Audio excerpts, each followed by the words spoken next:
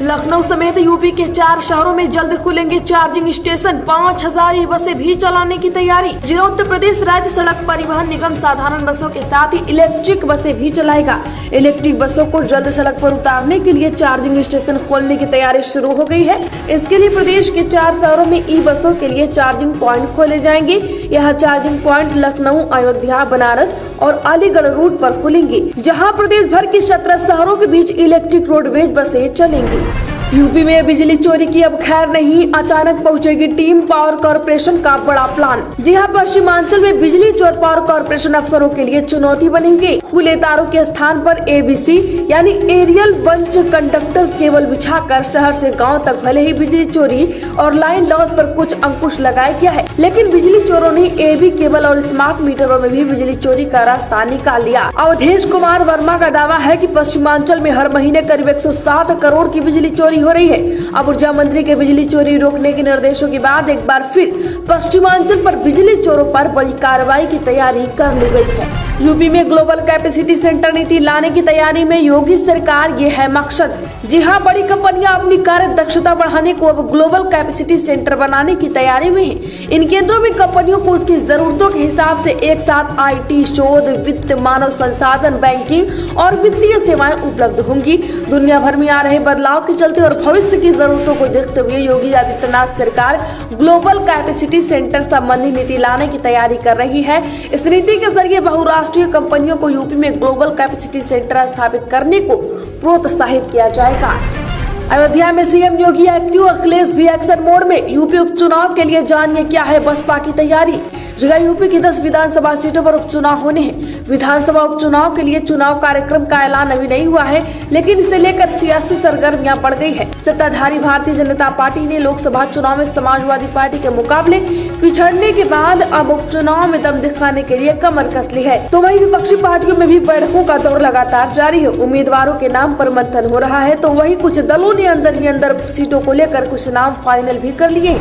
उत्तर प्रदेश में कांवड़ यात्रा के विरोध में सड़कों पर उतरा मुस्लिम समुदाय। तनाव बढ़ते देख मौके पर पहुंची कई थानों की पुलिस। जी हां, बरेली में सावन के महीने में कांवड़ यात्रा का खूब जलवा देखने को मिल रहा है।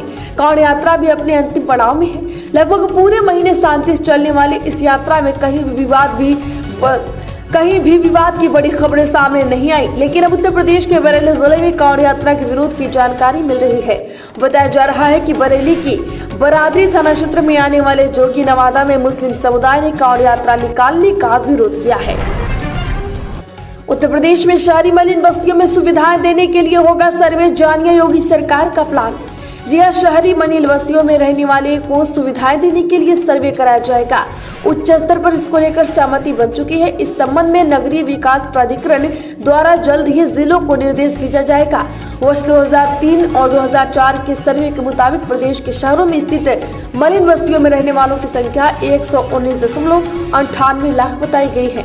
राज्य सरकार मलिन बस्तियों में रहने वालों को जीवन के स्तर में सुधार लाना चाहती है और मुख्यमंत्री योगी आदित्यनाथ की अध्यक्षता में पिछले दिनों भी मलिन बस्तियों में रहने वालों को सुविधा देने को लेकर बैठक हुई थी। उत्तर प्रदेश में पश्चिम बंगाल की डॉक्टर से दरिंदगी के विरोध में यूपी के जूनियर डॉक्टरों का किया गया प्रदर्शन। जी हां, यूपी के चिकित्सकीय संस्थानों के 4000 डॉक्टरों ने कोलकाता के आरजी मेडिकल कॉलेज में प्रशिक्षु डॉक्टर के साथ दरिंदगी के विरोध में प्रदर्शन किया।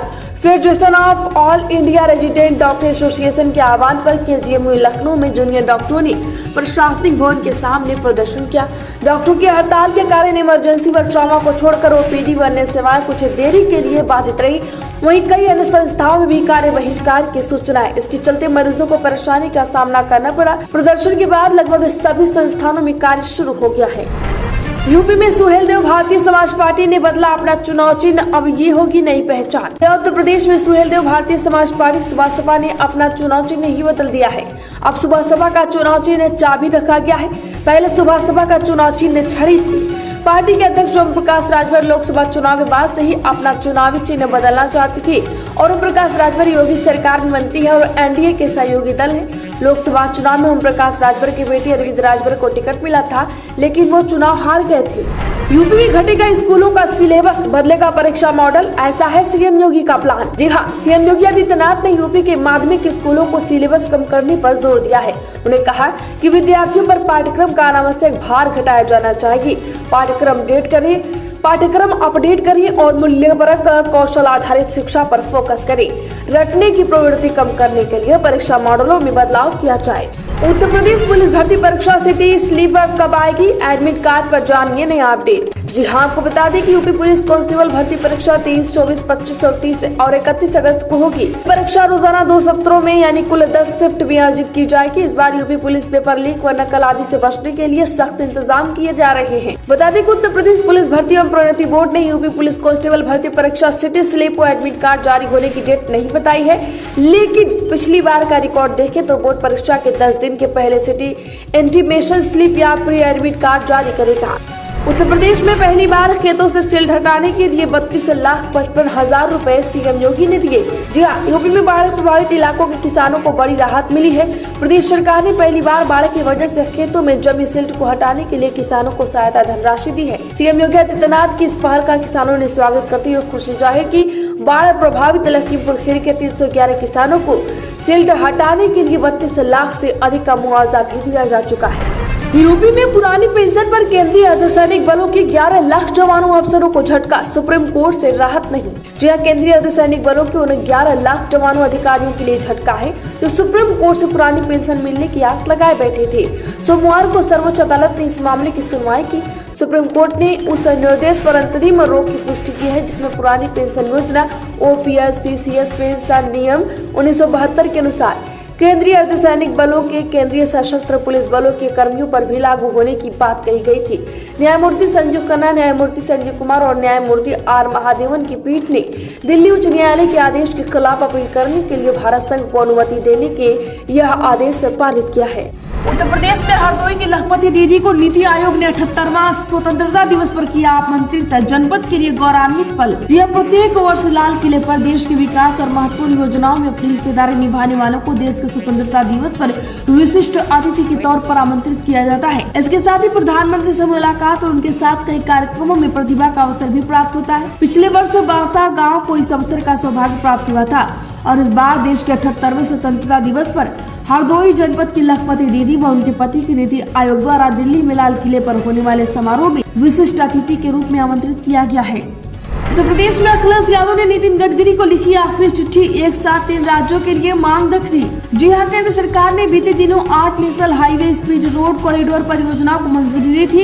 इसमें उत्तर प्रदेश से जुड़ी 3 सड़क परियोजनाएं शामिल थी। केंद्र सरकार का यह फैसला ऐसे वक्त में आया था जब बजट में उत्तर प्रदेश की अनदेखी का आरोप विपक्ष द्वारा लगाया जा रहा था, लेकिन अब समाजवादी पार्टी प्रमुख अखिलेश यादव ने केंद्र की सरकार के सामने नई मांग रख दी है। अखिलेश यादव ने केंद्रीय मंत्री नितिन गडकरी को एक चिट्ठी लिखकर कहा कि सादर निवेदन है कि उत्तर प्रदेश के विकास को गति प्रदान करने के लिए भारत सरकार द्वारा पहले से स्वीकृत एक नए निम्नलिखित एक्सप्रेसवे और सड़कों का निर्माण कराने की कृपा करें।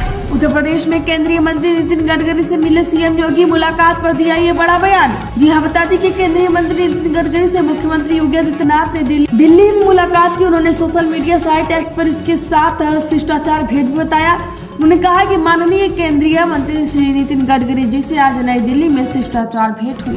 उपचुनाव की तैयारी में जुटे अखिलेश यादव 10 में से 6 सीटों पर बनाए प्रभारी। शिवपाल को कटिहारी और अवधेश प्रसाद को मिल्कीपुर की सीट। जिला लोकसभा चुनाव के दौरान खाली हुई यूपी की 10 विधानसभा सीटों पर होने वाले उपचुनाव को लेकर अखिलेश यादव पूरी तरह से तैयारी में जुट गए हैं। अखिलेश ने विधानसभा उपचुनाव को लेकर अपने रणनीति बनानी शुरू कर दी है। अखिलेश ने 10 में से 6 सीटों पर प्रभारी उतारे हैं। अयोध्या में आने वाली प्रतिष्ठापूर्व सीट मिल्कीपुर को जीतने के लिए फैजाबाद से सांसद अवधेश प्रसाद वह विधान परिषद में नेता प्रतिपक्ष लाल बिहारी यादव को लगाया गया है। बात यह है कि मुख्यमंत्री योगी आदित्यनाथ भी मिल्कीपुर व कटिहारी विधानसभा सीट पर खासतौर पर फोकस बनाए हुए हैं। यूपी में बड़ा प्रशासनिक फेरबदल, देवेश चतुर्वेदी केंद्र के लिए कार्य मुक्त, मोनिका गर्ग बनी एपीएस, 8 आईएएस अफसरों के दायित्व बदली। जी हाँ, आपको बता दें कि यूपी में एक बार फिर प्रशासनिक फेरबदल हुआ है। यूपी सरकार ने 8 वरिष्ठ आईएएस अफसरों के दायित्व में बड़ा बदलाव कर दिया है। वर्ष 1989 बैच की आईएएस मोनिका एस गर्ग को कृषि उत्पादक आयुक्त बनाया गया है। उनके पास अपर मुख्य सचिव, अल्पसंख्यक कल्याण और मुस्लिम वक्फ विभाग का दायित्व। उत्तर प्रदेश में पर्यटन सेक्टर को 5 गुना बढ़ाएगी यूपी सरकार, तय हुआ लक्ष्य प्लान तैयार। जी हाँ, आपको बता दें कि उत्तर प्रदेश सरकार का पूरा फोकस प्रदेश में पर्यटन गतिविधियों को बढ़ा देने पर। उत्तर प्रदेश में मुस्लिम शिव भक्त आसम मोहम्मद कांवड़ लेकर पहुंचे खीरेश्वर मंदिर। 45 किमी पैदल चलकर शिवलिंग पर चढ़ाया गंगा जल। दरअसल श्रावण मास में कावड़ लेकर आने का विशेष महत्व है। दूर दराज से भक्त कावड़ लेकर आ रहे हैं। इसी कड़ी में पहली बार अलीगढ़ के जौहराबाग निवासी आस मोहम्मद भी रामगढ़ बुलंदशहर कावड़ लेकर पहुंचे, जहां से गंगा जल लेकर प्राचीन खरेश्वर महादेव मंदिर में जलाभिषेक किया। भगवान शिव के एक मुस्लिम भक्त आस मोहम्मद खान ने पवित्र गंगा जल को लेकर 45 किमी पैदल चलाकर शिवलिंग पर चढ़ाया। उन्होंने कहा कि वह पिछले 20 सालों से भगवान शिव की पूजा कर रहे हैं। उत्तर प्रदेश में कस्तूरबा गांधी बालिका विद्यालयों को भेजे गए ये बॉक्स गुजरात के विशेषज्ञों ने तैयार की खास किट। उत्तर प्रदेश की 746 कस्तूरबा गांधी आवासीय बालिका विद्यालयों में अध्ययनरत वंचित वर्ग की छात्राओं में आइंस्टीन क्लॉक और बैलास्टिक बर्ड जैसी शैक्षणिक सामग्रियों से विज्ञान और गणित की समझ बेहतर की जाएगी। कार्यालय ने IIT गांधीनगर गुजरात की ओर से संचालित अनुभव आधारित विज्ञान शिक्षण के लिए जिज्ञासा कार्यक्रम को कस्तूरबा विद्यालयों में लागू करने का निर्णय लिया है। यूपी के सभी मदरसों में हिंदी, गणित और सामाजिक विज्ञान अनिवार्य करेगी योगी सरकार, OP राजभर ने कहा। यूपी सरकार में अल्पसंख्यक कल्याण मंत्री ओम प्रकाश राजभर ने आज कहा कि सरकार सभी मदरसों में हिंदी, गणित और सामाजिक विज्ञान की अनिवार्यता शिक्षा सुनिश्चित करने के प्रतिबद्ध है। मदरसों में उर्दू, अरबी और फारसी पढ़ाने की छूट है, लेकिन सरकार इसके अलावा भी ये सभी विषयों को पढ़ाएगी। यूपी उपचुनाव में करहल किसी का गढ़ नहीं, डिप्टी सीएम ने प्रचंड मतों से जीतने का किया दावा। विधानसभा उपचुनाव की तैयारियों से संगठन की बैठक में भाग लेने मैनपुर आए डिप्टी सीएम ब्रजेश पाठक ने दावा किया कि जो लोग करहल को अपना गढ़ बताते हैं, उन लोगों को यहाँ की जनता इस बार जरूर बता देगी कि करहल उनका गढ़ नहीं है। देश में कम जमीन में अधिक पैदावार लेने की पहल को आगे बढ़ाते हुए प्रधानमंत्री नरेंद्र मोदी ने 61 फसलों की 109 उन्नत किस्में जारी कर दी हैं, जिसे किसानों को समर्पित किया गया है। इनमें 27 बागवानी फसलों की किस्में हैं, जिन्हें देश के विभिन्न भागों में पैदा करने के लिए किसान अच्छी आय ले सकते हैं। पाइपलाइन बिछाने के साथ ही मेंटेनेंस की हो समुचित व्यवस्था, सीएम योगी ने अधिकारियों को दिए निर्देश। जी हां, मुख्यमंत्री योगी आदित्यनाथ ने अधिकारियों को निर्देश दिए हैं कि जल्द से जल्द प्रदेश के सभी गांव में शुद्ध पेयजल देने की व्यवस्था को पूरा किया जाए। उन्होंने कहा कि पाइपलाइन बिछाने के साथ ही उसके संचालन और मरम्मत को लेकर भी समुचित व्यवस्था होनी चाहिए। जल जीवन मिशन में हर घर शुद्ध पेयजल पहुँचाने के कार्य में प्लम्बर की भूमिका को सबसे महत्वपूर्ण बताते हुए मुख्यमंत्री ने इनकी समुचित ट्रेनिंग के लिए अधिकारियों को निर्देश